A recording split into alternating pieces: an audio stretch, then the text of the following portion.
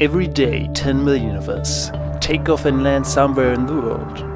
4 billion passengers boarded a flight last year, and the number is expected to surpass 8 billion in the next decade. The sky has no limits, but the ground does, as airports struggle to keep up with the pace. The anxiety of flying increases, although flying remains the safest mode of transportation, 1,000 times safer than car travel. But there are no small accidents. Most cost lives.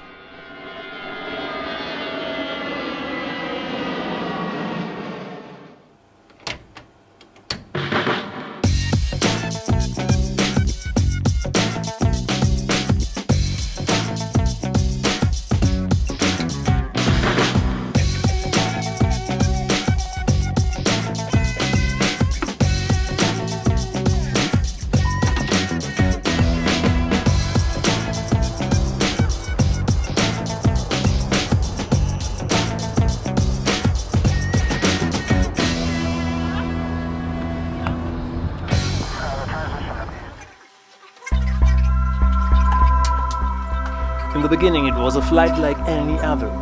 University Airlines Flight 4882 from Würzburg to Berlin is completing the routine startup procedures for an on-time departure at 10:25 local time. The type of the airplane is an Airbus A320. The pilots didn't know yet that there was something terribly wrong with their right engine.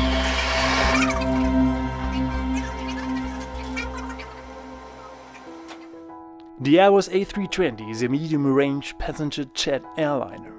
With its wingspan of 35.8 meters and 2 turbofan engines, it can accommodate up to 150 travelers. Its maiden flight was in 1987, but the airplane has been continuously upgraded ever since.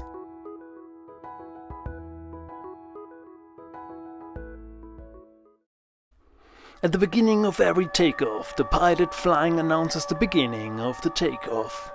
The parking brake is released and the aircraft begins to roll. The pilot advances the thrust and waits for the engines to stabilize. When everything seems alright, the thrust is set for takeoff and the aircraft begins to accelerate. The pilot flying checks the aircraft's current modes as indicated in the flight mode annunciator. While the pilot flying concentrates on controlling the plane, the co-pilot monitors the engine and system parameters to ensure the safe status of the aircraft. When the pilot monitoring announces go, there is no turning back. The plane has to start. At VR, the pilot rotates the airplane to 10 degrees of pitch and the flight begins.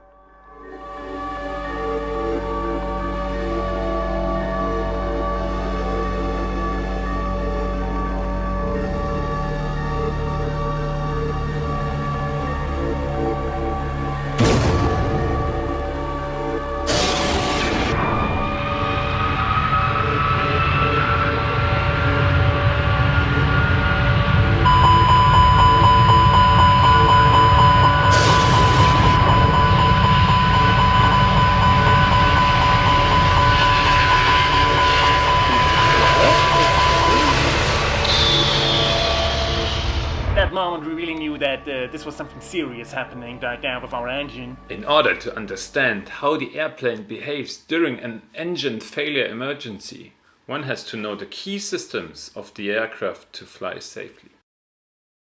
To make an aircraft move forward, we need to apply a pushing force or thrust, which we create by making the air accelerate between the front and the back of the engine. This is basically done by a large fan at the front of the engine, through which air passes at a high rate. These are the various components of the CMF56-5B. The fan, which is a large diameter propeller, the low and high pressure compressors with 13 stages by which step by step increase the pressure of the air as it flows through them. The combustion chamber, in which jet fuel is mixed with air and burned.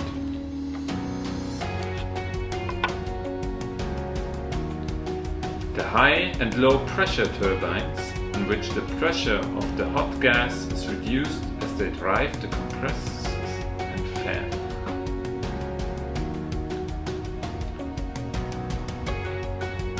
finally, the exhaust assembly, the CMF56B, has a high bypass ratio engine. The primary flow passes through the combustor, while the secondary flow passes only through the fan. 80% of the engine airflow, accelerated by the fan, is directed into the bypass duct and provides 80% of the engine thrust. The primary flow passes in succession through the compressors, the combustor and the turbines before being ejected rearwards through the exhaust assembly. The air is compressed in the low and high pressure compressors, and its temperature can reach 450 degrees Celsius, after which it enters the combustor, where fuel is ejected and ignited. Burning the mixture of fuel and air brings the temperature up to 700 degrees Celsius. Finally, the accumulated energy is extracted in the 5 turbine stages immediately after the combustion section. The pressure of the air drops as it passes through the turbines and makes them spin. And the turbines, whose shafts ride within on another, concentrically in turn drives the fan and the 2 compressors.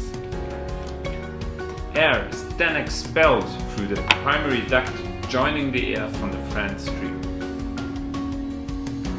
A turbofan is therefore a flow cycle engine.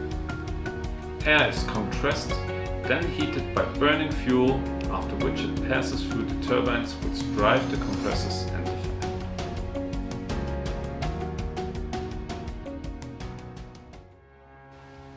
While managing an emergency like an engine failure, you still have to consider the remaining fuel on board and possible fuel leaks caused by impact of debris. Knowing the fuselage layout and fuel transfer systems is crucial. Each wing incorporates an inner tank, an outer tank and a vent surge tank. A center tank is incorporated into fuselage.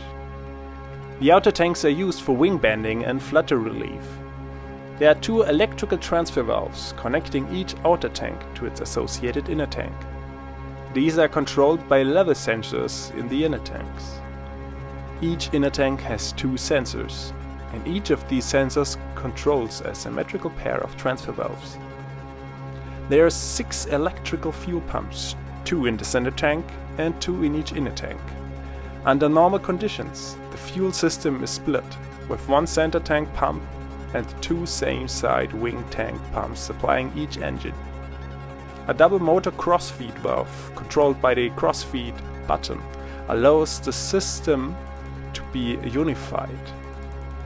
A green open light in this button indicates that the valve is in the fully open position. Considering the consequences of running out of fuel in flight, knowing how much fuel is available on board during the flight is clearly essential to safety. The FQI, or Fuel Quantity Indication System, calculates the fuel quantity based on values taken from probes in the tanks. The probes measure the level of the fuel in the tank, as a consequence of changing capacitance due to the amount of the probe is immersed. This allows the determination of the fuel volume in the tank. Yet, the information that is needed by pilots is the quantity of fuel on board expressed as a weight. The translation of fuel volume into fuel weight is performed by the FQIC using the fuel density measured by specific devices in each wing tank. Each engine is equipped with fuel flow meters that measure the quantity of fuel consumed by the engine. This information is integrated by the FADEC and provides pilots with information on the fuel used. Monitoring fuel levels and consumption is a critical task during each flight. During an engine failure, one always has to ensure to keep the other engine running.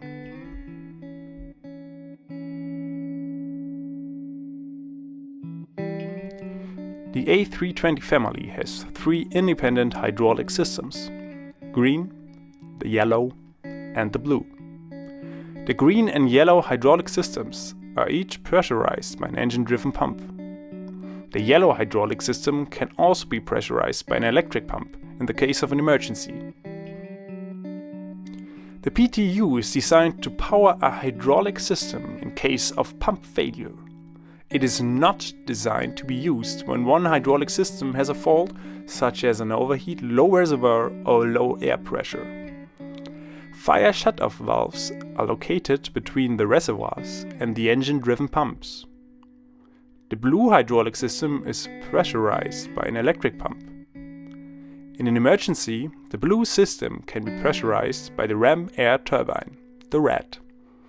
It is located on the outside of the aircraft's fuselage, which will be extended if there is a failure of the engines. Each hydraulic system delivers a constant pressure to the users. All the components we have talked about are displayed on the ECAM hydraulic page in the cockpit. Let's briefly review the basic systems using the ECAM hydraulic page, where they are displayed for the pilots. The reservoirs, the fire shut-off valves, the pumps, the red, the PTU, and the pressure indications. The controls for the components that we have introduced are located on the overhead hydraulic control panel. Let's now go to the ECAM hydraulic page. Together with the hydraulic control panel, the hydraulic system is fully automatic. However, each pump and the PTU have an associated push button switch for abnormal operation. Each hydraulic engine pump is controlled by a push button switch located on the overhead panel. Each hydraulic electrical pump is also controlled by a push button switch. The PTU is controlled by a push button switch as well. And the red may be extended manual by using the guarded push button switch. The PTU is located in the main landing gear bay. The blue electrical pump and the red are located in the blue hydraulic bay, whereas the blue reservoir is at the rear of the main landing gear. EDP-1 is fitted on the accessory gearbox. The green reservoir is located in the main landing gear bay. The yellow reservoir and electrical pump are located in the yellow hydraulical bay. EDP-2 is fitted on the accessory gearbox. The blue electrical pump starts automatically when one of the engine operates due to an electrical logic. The PTU starts automatically thanks to its hydromechanical detection system in order to power the green and the yellow system from the powered side. The red is deployed automatically in flight or on ground by activating the red man's on switch. 2 deploy solenoids are available to extend the red. There are numerous systems which require hydraulic pressure. We will not discuss every system in detail. What is important is that the hydraulic system is crucial for controlling the aircraft, since its flight controls such as the elevator, the aileron, the rudder and the flaps are mainly hydraulic. As you can see, different systems are connected to the different hydraulic systems green, blue and yellow. The mapping of the different components is in such a way that there's always a redundant system working, even if one of the hydraulic systems fails to operate. This can be depicted in the following image. The control surfaces always have at least 2 independent hydraulic systems, which can be used for controlling the aircraft, which is important in case of the systems fail. Other systems which require hydraulic pressure, for example, are the landing gear and the brakes. There are 2 identical engine-driven generators called integrated drive generators. They are used as the main power source to supply the AC electrical network. Each generator supplies 115 volts 400 Hz alternating current to its own bus. Generator 1 supplies AC bus 1 and generator 2 supplies AC bus 2. This supply is known as split operation. That means the AC power sources are never connected in parallel. Each AC bus supplies a transformer rectifier. AC bus 1 supplies TR1, AC bus 2 supplies TR2. The TRs convert 115 volt alternating current into 28 volts DC to supply the associated DC buses. DC1 and DC2. DC bus 1 then supplies the DC battery bus. The DC battery bus can charge the batteries or receive power from the batteries as a backup supply if no other power sources are available. The entire electrical network can be supplied by the APU generator. On the ground, the aircraft electrical network can be supplied by an external power source. Any one of the power sources can supply the entire electrical network. As no parallel connection is allowed on this AC, we have to give priorities to the different power sources in supplying the bus bars. AC1 and AC2 buses are supplied in priority by their own side generator, then the external power, then the APU generator, and then by the opposite generator. The electrical system is also fitted with an essential transformer rectifier, which supplies the DC essential bus in abnormal or emergency configuration. In abnormal configuration, the loss of TR1 or TR2, the essential TR, is supplied by the AC essential bus. The hydraulic power to drive the emergency generator is provided by the ram air turbine, the RAT, via the blue hydraulic system. The RAT is located in the belly fairing and extends in case of severe electrical or hydraulic failures. In emergency configuration, loss of AC bus 1 and AC bus 2, the AC essential TR is supplied by the emergency generator. In emergency configuration with emergency generator not available, battery 1 supplies the AC essential bus via the static inverter and battery 2 supplies the DC essential bus.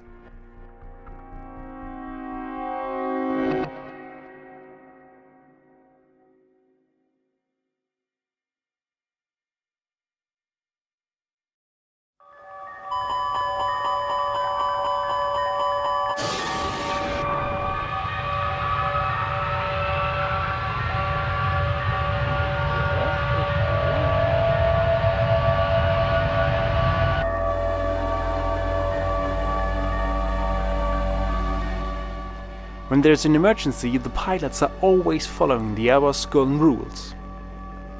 Aviate, navigate, and communicate. First of all, the pilots must control the aircraft, press the rudder to avoid the aircraft to yaw to one side because of the asymmetrical thrust. They trim the aircraft so that it stays in a stable position. And they use the maximum available thrust on the remaining engine to compensate. The aircraft is already above the minimum safety altitude of 400 feet and the gear is up. When the pilots have stabilized the airplane, the next step is to adjust the navigation. Pilot flying announces pull heading, active secondary and manage nav, so that the aircraft will follow the so-called engine out standard instrumental departure that has previously been inserted into the secondary flight plan as part of the pre-flight procedure. Following the Airbus golden rules, the pilots communicate with air traffic control, setting out a mayday call and informing the controllers about their intentions. Now the pilot monitoring starts to perform the ECAM procedure. Engine 2 fail. Pilots will now try to relight the failed engine, therefore they will set the engine control to ignition.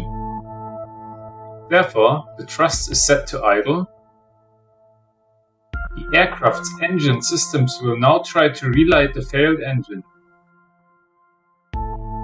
After waiting for 30 seconds, the pilots check if the engine relights. If there is no relight, the engine master's 2 switch setting is switched off and the procedure is repeated. If the engine still fails to relight, the pilots must check the lower ECAM to see if there's an engine damage. Indications for a damaged engine are N1 or N2 are at 0, high exhaust gas temperature, a loss of oil or hydraulic fluid, loud noise or vibration, or uncontrollable engine stalls.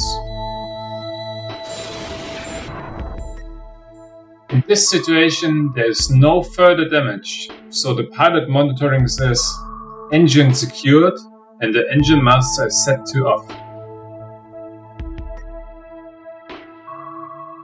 With the engine secured, the pilot flying must say stop ECAM, push the altimeter to level off and protect the flaps. When passing the green dot speed, open climb mode is selected and the engines are set to MCT, maximum continuous thrust. Then the pilot flying says continue ECAM and the pilot starts monitoring the various subsystems of the aircraft with the ECAM. At first, the pilot monitoring goes to the fuel page and writes down the consumption. On the bleed page, it is visible that engine 2 is disconnected and is not supplying pressure to the system.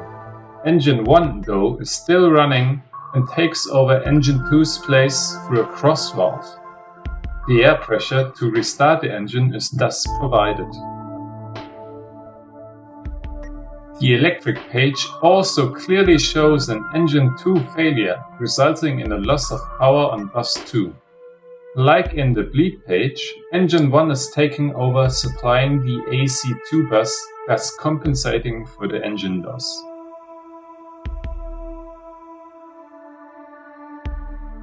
A loss of engine 2 is affecting the pressure of the yellow hydraulic system.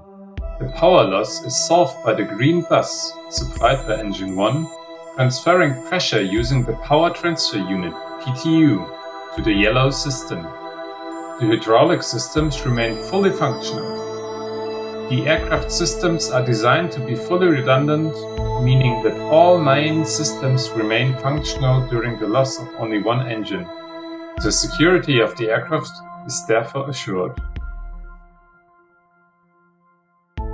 After checking the bleed, electric and hydraulic pages, the aircraft is now secured and ready for emergency landing.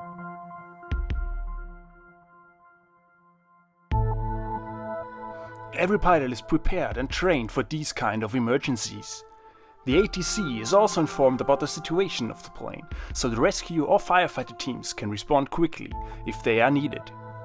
A single engine failure does not mean that the plane will become unflyable. This redundancy makes flying very safe.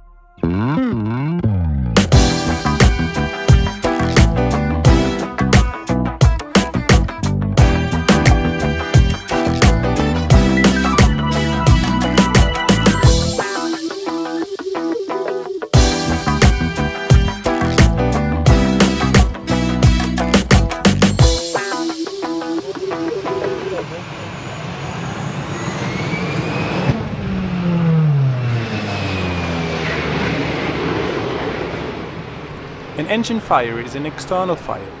This can be a ground or an in-flight event. It can be due to a malfunction of an external component with possible continuous feeding of the fire. When it occurs, the engine fire warning is triggered and the cell temperature rises. Each engine is equipped with a fire and overheat detection system. 3 sensors are connected to 2 identical fire detection loops which transmit a warning to the fire detection unit. When an overheat is detected in the sensors or a break in both loops within 5 seconds due to a flame effect, then a signal is sent to the desired detection unit. The appropriate crew procedure is to shut off the fuel supply, isolate the engine and, if necessary, discharge the fire extinguishing agent.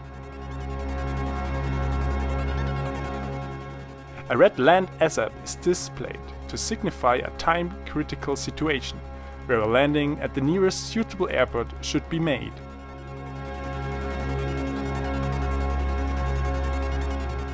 When the flight crew pushes the fire push button, the following occurs.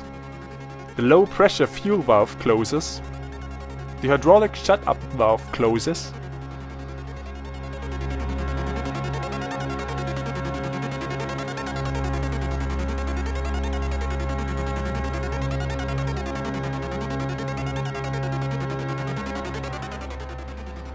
A tailpipe fire is an internal fire that is contained within the engine.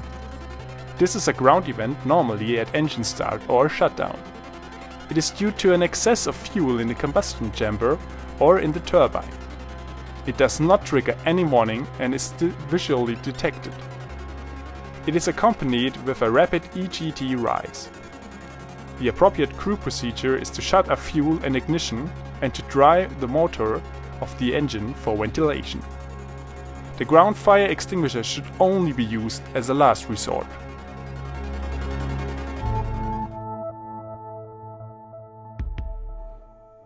A dual engine failure is one of the most critical situations. Out of the 35 known cases where gliding was required, only 18 managed to land without any fatalities. Dual engine failure can be broken down into three main issues: emergency electrical configuration, green and yellow dual hydraulics failure, and a requirement for a suitable airport within a relatively limited range. Slow depressurization may also become an issue. The emergency electrical configuration is dealt with first. The RED is deployed and the emergency generator is brought online with the Emerge ELEC Power Manual On push button. This should happen automatically, but is backed up with the manual action. FAC-1 is recycled to regain rudder trim and display of characteristic speeds. Communications will be restricted to VHF-1, HF-1 and ATC-1. If the APU is available, the electrical issues will be almost completely mitigated once it can be started from the emergency generator at flight level 250. The suitable airport issue is then addressed by initiating a diversion. Rough rules of thumbs are: from normal cruise levels, a range of around 80 nautical miles is available, and you really want at least a 3000 meter runway. Take into account of decent winds, airport elevation, and available runway directions when selecting the airport.